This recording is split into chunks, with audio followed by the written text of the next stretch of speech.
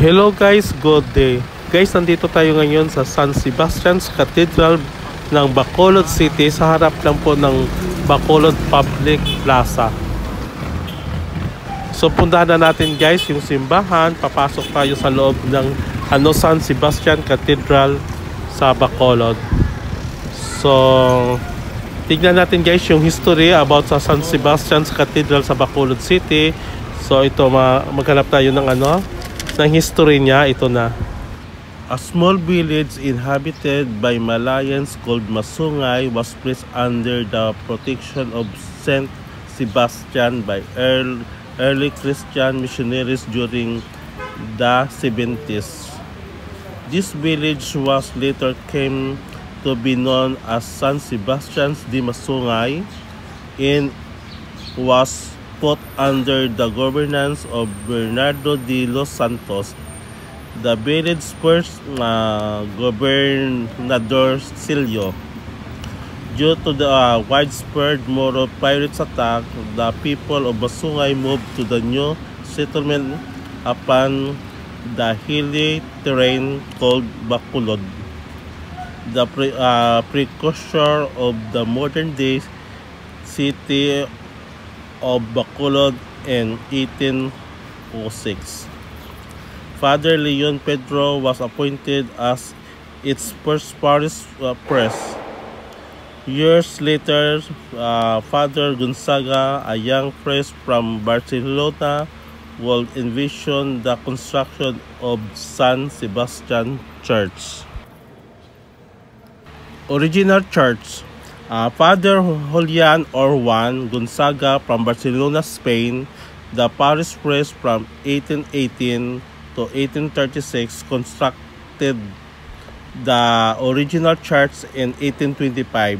It was made of wood with galvanized iron roof.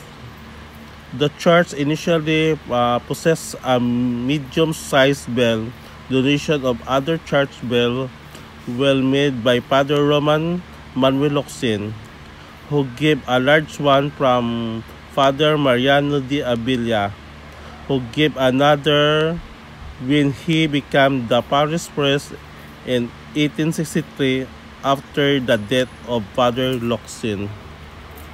Construction of the structure on its present form began on April 27, 1876, under the leadership of Father Mauricio Pereiro, was provided by the politico-military governor Roman Pastor, who prevailed upon Father Pereiro. Also designed and supervised the construction of the stone prison of the old provincial jail. Coral stone from the islands of Guimaras was used as the primary building material. Okay. Yung mga coral stone pala dun sa Guimaras yung kinuha, no? Para dito sa pagpatayo ng simbahan. Okay. Continue tayo. Medyo pasensyahan nyo lang guys yung reading comprehension ko kasi hindi naman ako talagaan sa English. Sige lang. Continue lang natin yung yung history. Hardwood from trees in Palawan. Okay, yung kahoy galing sa Palawan was used for the wooden portion of the structure. Father Mariano de Avila bells was installed in the bell tower during the church construction. Bishop Mariano Cortero of the Archdiocese of Haro concentrated the church of the Eve of Feast of Saint Sebastian. Okay. January 19, 1882, the following day of Bishop Cortero celebrate the pontifical mass before the congregation of government of church official of the province and Iloilo Parish Church and leading citizens. Okay.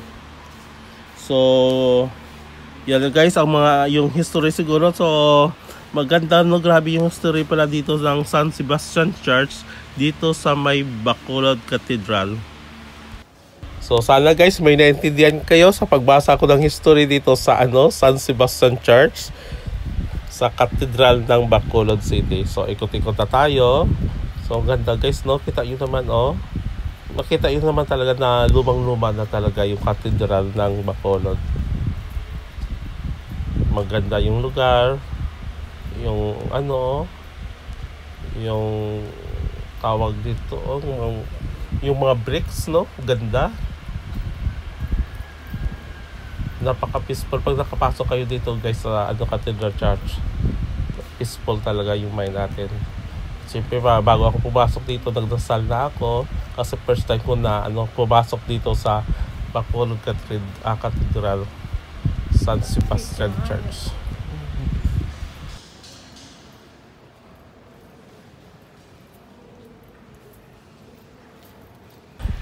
Buti naman guys, tuwang-tuwa talaga ako nakapasok ako dito kasi bukas yung church, yung simbahan.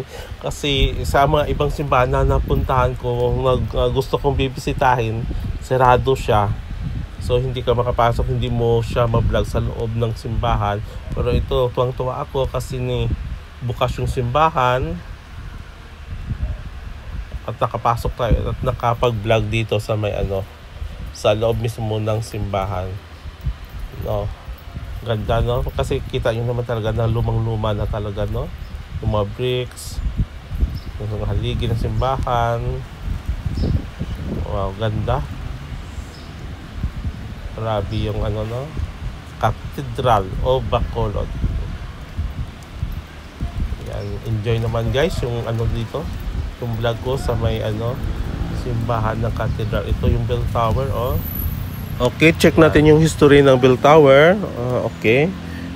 The church bells donated by Father Mauricio Ferrero left and Father Mariano D. Avila right. So dalawang pari yung nag-donate nito ng bell tower.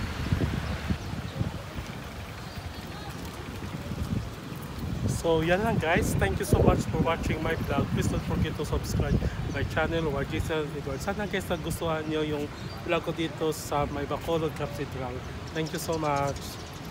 So ngayon diretso naman tayo sa may city proper. Ipakita ko naman sa inyo to guys, yung city proper ng Bacolod.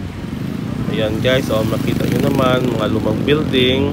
Ito yung city proper nya. Yung city proper po guys ng Bacolod ay nasa tapat lang po yung ng Bacolod Public Plaza. Yan, maraming mapaninda. Yan guys, yan. So maraming paninda na sa nasa sidewalk. Yan. Kita niyo mga guys, no? Yung mga paninda dito sa sa sidewalk sa may Bacolod City proper. So, okay naman guys, maganda naman, syempre old town to, so maganda naman dito yung place at location. Pero pag nakapunta naman tayo sa SM, sa Ayala, sa Mega World, syempre maganda din yung lugar doon. So dito muna tayo sa city proper ng Bacolod. So yan lang siguro guys, thank you so much for watching my vlog. So don't forget to subscribe my channel, Giselle Edward.